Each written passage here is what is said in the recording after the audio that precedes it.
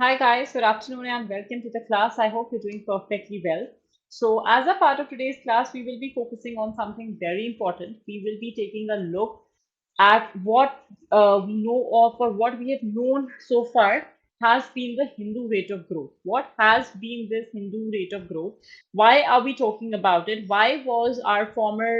RBI governor, Dr. Raghuram Rajan, उन्होंने क्यों इसके बारे में मेंशन करा? क्या है ये हिंदू रेट ऑफ ग्रोथ जो इतना एक परसिस्टेंट रोल प्ले करते आया है इंडियन इकोनॉमी में?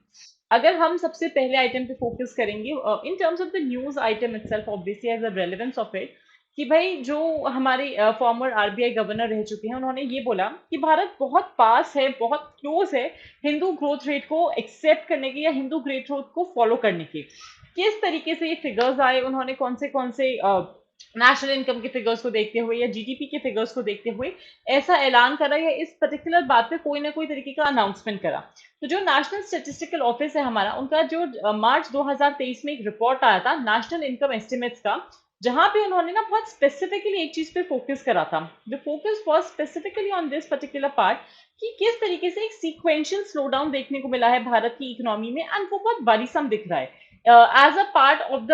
Third quarterly growth. अगर आप कंटिन्यूसली ग्रोथ फिगर्स देखोगे भारत के, सिंस वो कोई भी कॉन्फिडेंट फिगर्स नहीं दिखा रहे थे, कोई भी बहुत तरक्कीपूर्ण बातें नहीं बोल रहे थे, that could be one of the reasons जहां पे आरबीआई गवर्नर ने, एक्स आरबीआई गवर्नर ने रादर इस चीज पे फोकस करा होगा और ये अनाउंस करा कि इंडिया बहुत क्लोज है हिंदू रेट ऑफ ग्रोथ के तहत। क्या क्या टिप्पणियां की गई थी, किस किस एरिया पे उन्होंने फोकस करा, अगर मैं एक क्विक ब्यूरो आपको बताऊं इस पूरे पार्ट का, तो उन्होंने ये बोला कि जो भी हमारी पीएलआई स्कीम्स थी, जो भी हमारी प्रोडक्शन लिंक स्कीम्स थी, उनको हमने मेजर करने की तो कोशिश करी, लेकिन somehow they in terms of what were the jobs which were created वो तो देखा गया, लेकिन किस पर्टिकुलर प्राइस पे उस जॉब को क्रिएट किया गया उस पर इतना ध्यान नहीं दिया गया। दूसरी चीज ये थी, इसी स्टेटिस्टिक्स के बेसिस पे ये बोला गया कि सरकार ने सिर्फ 3% प्रेडिक्टेड जॉब्स को क्रिएट कराए। जहां सरकार ने अगर मान लो 300 जॉब्स का वादा करा था, उसका सिर्फ 3% जॉब्स को क्रिएट किया गया, मतलब सिर्फ 9 जॉब्स क्रिएट हुई है, जो अपने आप में एक बहुत हताश फिगर है, बहुत ही नैरो, बहुत ही स्लो फिगर है। अलॉन्ग विद दैट, इंडिया ने ध्यान दिया on the manufacturing part and the services part कि भाई हम कैसे ऐसे लेवल्स पे ऐसे जॉब्स को क्रिएट कर सकते हैं जिसकी हम कोशिश कर रहे हैं, लेकिन क्या मैन्युफैक्चरिंग और सर्विस सेक्टर पे इन जॉब्स को क्रिएट करना हमारे लिए सफिशिएंट रहा? कौन से ऐसे मेजर सेटबैक्स हमको देखने को मिले, कौन सी ऐसी कहते हैं ना ऐसे प्लान्स थे, ऐसे पीएलआई स्कीम्स थे जिसको हमने मेजर तो कर लिया कि भाई हमें इतने जॉब्स क्रिएट करने, unfortunately we were not able to give that much, उतने जॉब्स क्रिएट नहीं कर पाए। फिर हम अगर सबसे बड़ा सवाल, जो सबसे बड़ा मुद्दा यहाँ पे आता है, वो ये है कि हिंदू रेट ऑफ ग्रोथ है क्या? क्या है ये विकास, हिंदू दर विकास का, और क्यों ये इतना एक संगठित सा टर्म है? अगर हम कभी भी हिंदू रेट ऑफ ग्रोथ की बात करें, ये डिस्क्राइब करता है कि भाई हमारी इकोनॉमी कैसे ग्रो कर रही है और किस तरीके से 1950 से 1980 तक किस तरीके से क्रीपिंग पेस पे हमारी इकोनॉमी चलती गई है, जहां पे we did not make any difference in terms of providing good life, quality life to the people of India. इसी के तहत हमको ये कोशिश करनी है कि किस तरीके से हम, हमारी जो जीडीपी 2%, 3%, 3.5-4% पर ईयर ग्रो कर रही है, उतनी ज्यादा उस ग्रोथ रेट को हम कैसे चेंज कर सकते हैं, हम हमारे सेक्टर्स को कैसे बूम करवा सकते हैं। ये जो टर्म है हिंदू रेट ऑफ ग्रोथ, ये आया था बाय राज कृष्णा, एक इकोनॉमिस्ट है, इंडियन इकोनॉमिस्ट, जिन्होंने 1970 में इस टर्म की संगठना करी, गेव दिस टर्म। और ये वो पीरियड था जहां पे Indian economy average 3.5% per year पे ग्रो कर रही थी, और बहुत सारी डेवलपिंग कंट्रीज की ग्रोथ रेट से परसेंटेज कम थी, भले वो साउथ कोरिया हो, ताइवान हो, हांगकांग हो। अब अगर हम हिंदू रेट ऑफ ग्रोथ की बात कर रहे हैं, तो कुछ कुछ विशेषताएं हैं, कुछ ऐसे बहुत प्रोमिनेंट सेंटर्स आपको देखने को मिलेंगे भारत में भी, जो कंटिन्यूसली फोकस करते हैं, जो कंटिन्यूसली हाईलाइट करते हैं इस हिंदू रेट ऑफ ग्रोथ पे। हमारे पास आता है लो जीडीपी ग्रोथ, जो हमको कंटिन्यूसली देखने को मिला है कि भाई किस तरीके से 3-3.5% पे अगर इतनी बड़ी इकोनॉमी ग्रो करेगी तो उसका नुकसान क्या होगा। स्लो इंडस्ट्रियलाइजेशन, जहां पे हमको मैन्युफैक्चरिंग सेक्टर में कमियां देखने को मिलती हैं, जहां पे हमको ये दिखता है कि हम क्यों बेटर तरीके से काम नहीं कर पा रहे, हम क्यों एक स्मार्ट तरीके से काम नहीं कर पा रहे, हम किस किस एरिया में पिछड़े हुए हैं, या फिर हम किस तरीके से एक ऐसा स्ट्रक्चर नहीं लेकर आ पा रहे जहां हम चीजें मैन्युफैक्चर कर रहे हैं, ना कि सिर्फ हम उनको बेच रहे हैं। स्टैग्नेंट हो गया है एग्रीकल्चर, जहां पे हमारे एग्रीकल्चर, जो एक एग्रेरियन इकोनॉमी भारत की हुआ करती थी, वो कैसे डिक्लाइन कर रही है। हमारे यहाँ एग्रीकल्चर जो प्रोड्यूस है वो बढ़ नहीं रहा, और अगर बढ़ भी रहा है even through the buffer stock हमारे पास एक सब्सिडाइज स्कीम्स चल रही है for the people below the poverty line, और उनको हम इन सारी की सारी चीजों की मदद या फैसिलिटीज कैसे दे रहे हैं। लाइसेंस राज हुआ करता था हिंदू रेट ऑफ ग्रोथ के टाइम पे, जहां पे अगर किसी भी प्राइवेट कंपनी को अपना कंपनी खोलना है, they have to start up with a particular factory और समथिंग, दुनिया भर के उनको लाइसेंसेस चाहिए होते थे जो उनको नहीं मिलते थे, and rather it would mean more corruption, more bribery from their end. Import substitution होता था जहां पे लोकल मार्केट को प्रोटेक्ट करने की पूरी कोशिश की जाती थी, इंश्योर किया जाता था कि भाई चाहे कुछ भी हो जाए, हम हमारे लोकल आर्टिसंस को, लोकल हैंडीक्राफ्ट्समैन को सपोर्ट करेंगे, हम कोई भी कॉम्पिटेटिव इंडस्ट्री या हम कोई भी प्राइवेट इंडस्ट्री को देश में नहीं आने देंगे, क्योंकि हमको ये चाहिए इन वन फॉर्म और the other that no matter what happens we want to ensure that हमारी जो इकोनॉमी है वो ढंग से ग्रो कर रही है, एंड अलोंग विद दैट हमारे जो आर्टिसंस है वो सफर नहीं कर रहे। इनएफिशिएंट पब्लिक सेक्टर था, क्योंकि एक सुई से लेके एक जेट प्लेन तक सब कुछ एक पब्लिक सेक्टर यूनिट प्रोड्यूस करता था, which meant they might not be efficient, कोई कंपटीशन नहीं था, तो वो जैसा भी प्रोडक्ट बनाना चाहते थे we had to sacrifice by that. अच्छा बनाए बुरा बनाए हमारे पास कोई ऑप्शन नहीं होता था। फॉरेन इन्वेस्टमेंट नहीं आता था भारत में 1950 से 80s के बीच में, क्यों? क्योंकि हमारे पास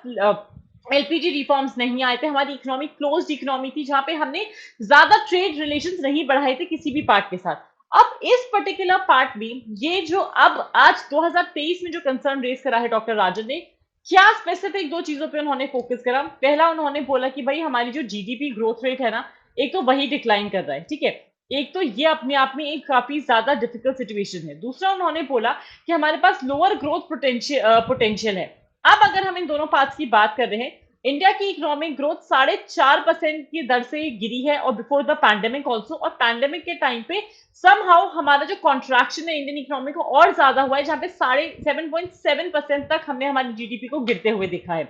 दूसरी चीज, क्यों हम हिंदू ग्रोथ रेट की तरफ जा रहे हैं और कैसे दिख रहा है, कहा कौन से स्पेसिफिक फीचर्स से शोकेस हो रहा है, जहां पे इंडिया का जो ग्रोथ रेट का पोटेंशियल है,